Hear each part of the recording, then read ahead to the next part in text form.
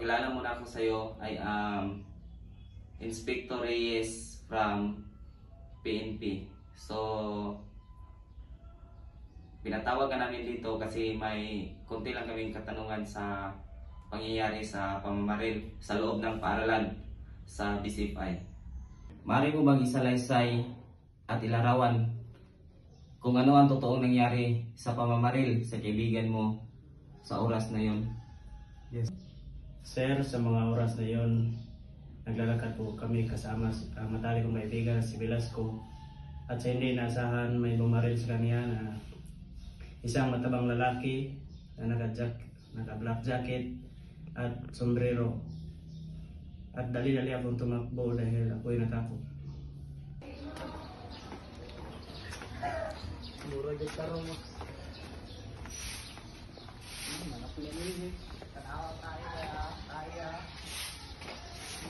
Kuhaan rin yung kuhaan.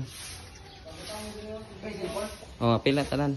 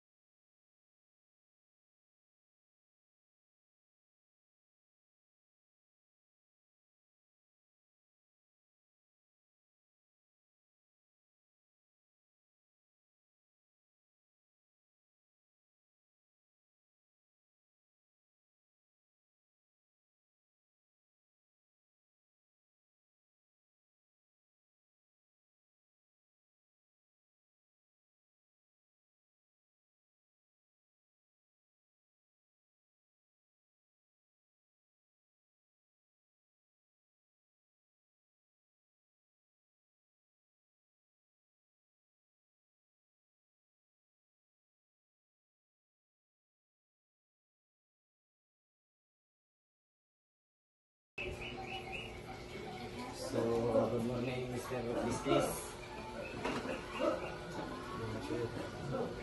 May kunti lang kami katanungan sa iyo pangyayari sa pamamaril sa loob ng paaralan. May nakita isang witness na ikaw daw bumaril sa isang biktima. Hindi ko to yan, sir. May nakuha kami mga ebidensya sa loob ng CR at natugma yun sa pangyayari kung saan nangyari ang mga maril. Wala po akong ginalaman yun, sir. Sakot. Sir Business, hindi ka talaga amin na ikaw bumaril sa biktima. Hindi ko talaga, sir. Wala po akong ginalaman yun, sir. May nakuha kami mga ebidensya laban sa iyo. Ay umamin ka na. Ayan, sir.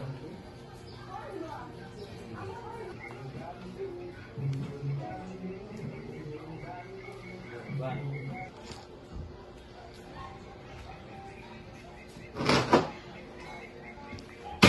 Umamin ka na Mr. Business para mapababaan yung kaso.